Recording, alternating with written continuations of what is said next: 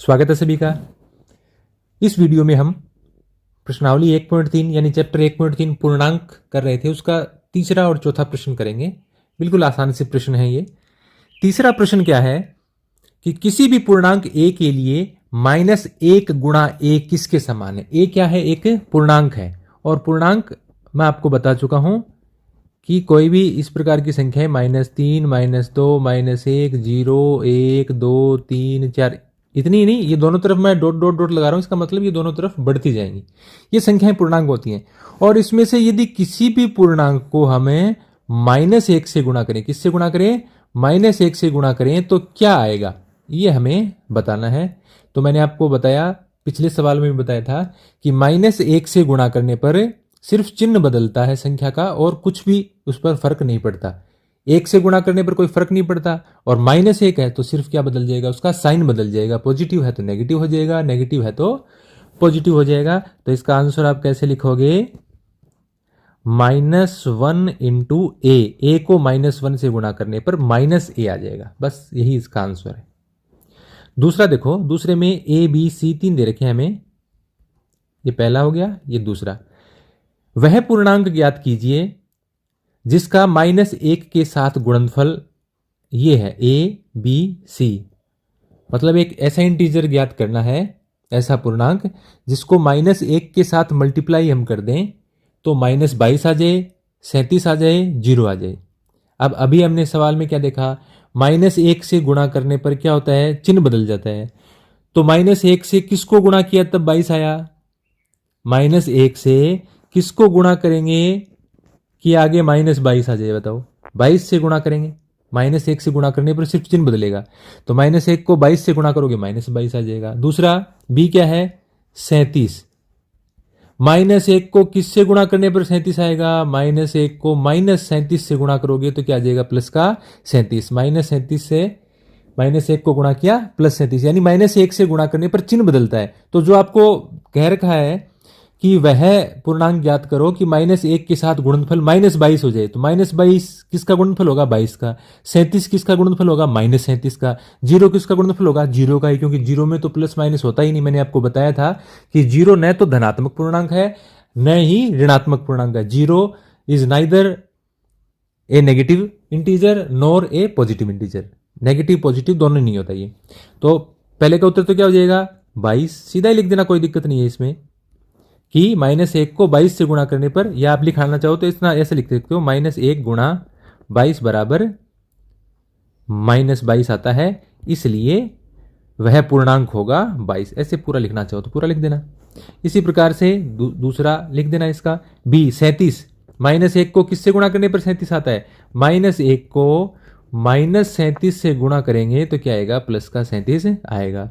तीसरा, -1 को किससे गुणा करने पर 0 आएगा? -1 को 0 से गुणा करने पर 0 आएगा। तो ये आसान है बिल्कुल। अगला प्रश्न देखिए, -1 गुणा 5 से आरंभ करके विभिन्न गुणनफलों द्वारा कोई पैटर्न दर्शाते हुए -1 गुणा -1 बराबर 1 को निरूपित कीजिए। यानी ये हमें दिखाना है, एक ऐसा पैटर्न बनाना है। कहां से शुरू करके?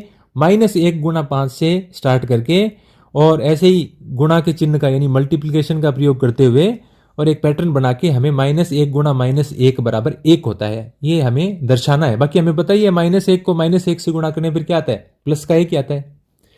कैसे दर्शाना है देखो, पैटर्न बना दें। कहां से शुरू करना है आपको? -1 गुणा 5 से, और कहां तक आना है? -1 तक आना है। यहां देखो, -1 गुणा, -1 को 5 से गुणा किया, पहला देखो, -1 को 5 से गुणा किया, क्या आ जाएगा? -5। एक पूर्णांक माइनस का, एक पूर्णांक प्लस का, एक चिन्ह माइनस का और एक प्लस का हो तो इनको गुणा करने पर क्या आता है? माइनस आता है।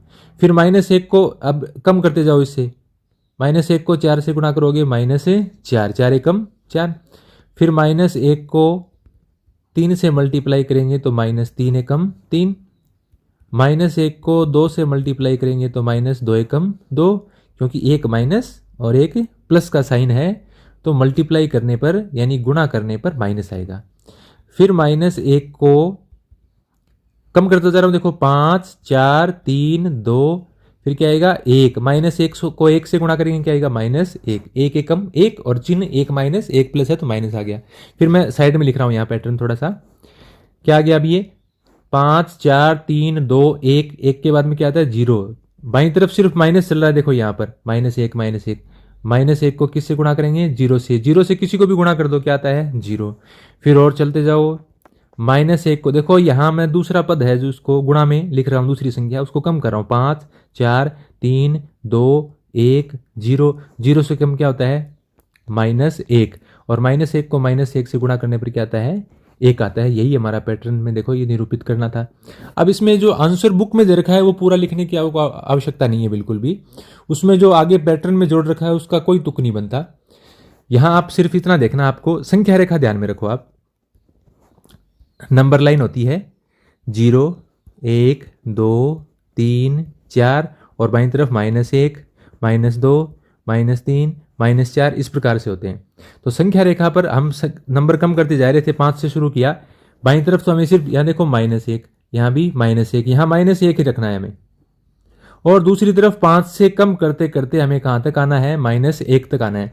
तो संख्या रेखा पर जैसे यहाँ 5 है तो 5 से कम करेंगे, एक बार 4 लेंगे, फिर 3 लेंगे, फिर 2 लेंगे, फिर 1 लेंगे, फिर 0 लेंगे और फिर -1 लेंगे। जैसे ही -1 लेंगे हमसे जो पूछा गया है वो आ जाएगा, यानी ये पैटर्न से चलते हुए हमें -1 गुणा -1 बराबर 1 निरूपित करना है। साथ ही आप इससे ये सीख सकते हो कि -1 और प्लस का 5, शुरू के 6 देखो आप यहां तक 1 2 3 4 5 और 6, शुरू के 5 में तो क्या था, एक संख्या माइनस की एक संख्या प्लस की, यानी एक संख्या एक या एक पूर्णांक है, दो प्रश्नावली के हिसाब से एक पूर्णांक नेगेटिव हो और एक पॉजिटिव हो तो उनको गुणा करने पर क्या आता है नेगेटिव आता है, एक प्लस और एक माइनस हो तो उनको गुणा करने पर क्या आता है माइनस, 0 से गुणा करने पर 0 ही आएगा, वो न नेगेटिव होता है न पॉजिटिव होता है। और जैसे ही हमने एक नेगेटिव और दूसरा भी नेगेटिव हो, दोनों ऋणात्मक, हिंदी में कहते हैं इसको ऋणात्मक, माइनस के चिन्ह को अंग्रेजी में कहते हैं नेगेटिव, तो जैसे ही दोनों माइनस के हुए तो संख्या क्या आ गई प्लस की, दो माइनस के पूर्णांकों को गुणा करने पर क्या आता है प्लस आता है, या पूर्णांक नहीं सभी संख्याओं के लिए आता है, दो संख्याओं को यदि माइनस की हो तो गुणा करने पर क्या आता है प्लस आता है। तो इस पैटर्न से आप ये इस प्रकार से सिद्ध कर सकते हो।